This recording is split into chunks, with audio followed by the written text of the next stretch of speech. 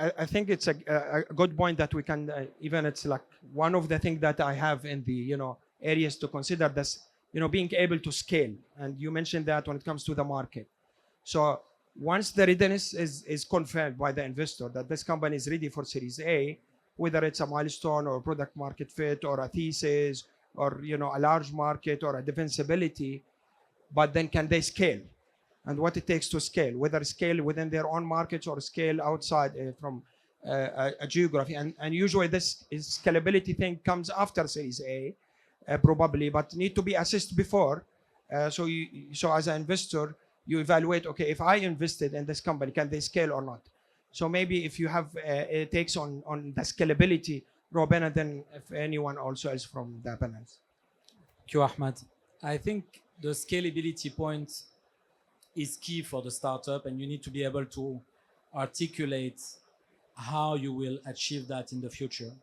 But given that the panel is about Series A and beyond, so Series A and Bs, I think as an investor, we want to hear about scalability, we want to hear about growth, we want to hear about cross-border. But what's extremely important is that you master your own market first. I mean, if we walk into a pitch by an entrepreneur and 80% of the presentation is about the growth outside his core market, the core outside his existing product, and the existing business is not scalable enough, back to what Ahmed was saying earlier, you have a problem. So I think growth is key, scalability is key. It can be product, it can be subsegment, it can be geographic, all of it is valid. But first you need to be able to articulate your core market, your core product, and show that from a unit economics and a scale perspective, you can get there even if 80% of the upside doesn't happen. I think that's quite key for us as an investor. Great insight. So scalability is important, but first in core market and core product, because it's still Series A. The vision to expand beyond core market and core product is important, but the ability to take majority or leading position in the core market is far more important than Series A. Nick or Dr. Brahim Ahmed, anything is scalability, or we can talk about maybe one of the big topics for Series A for the investor. We're good? Okay, good.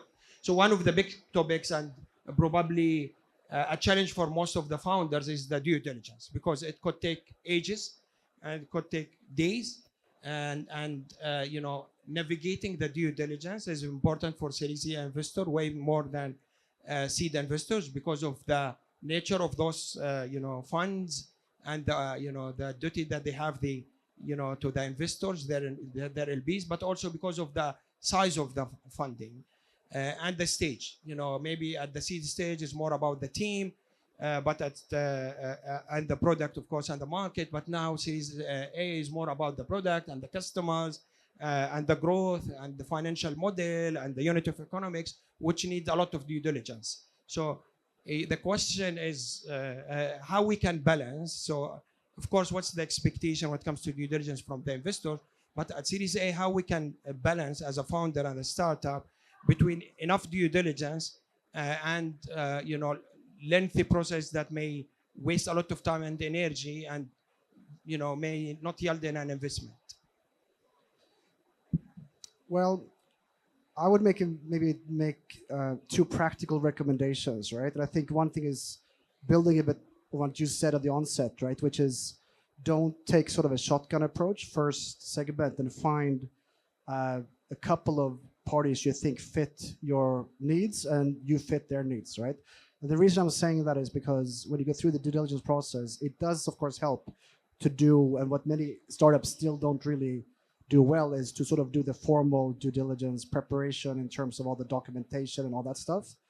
But quite frankly, that's never really going to move the needle, right? That's going to be the thing that someone has to tick off a box, right, to say there's no issues. I think at the Series A stage, really to quickly get traction and quickly move forward, in my experience, if you can bring your prospective investors to engage with your customers, right?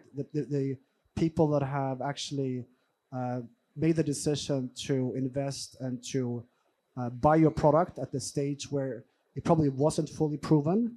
They know some of the challenges you faced, and they know how far you've got they I think are the the biggest testament to what you can actually deliver to other customers, and by doing so can sort of be your champion to help educate your investor on things in terms of product market fit, scalability, and also issues, right?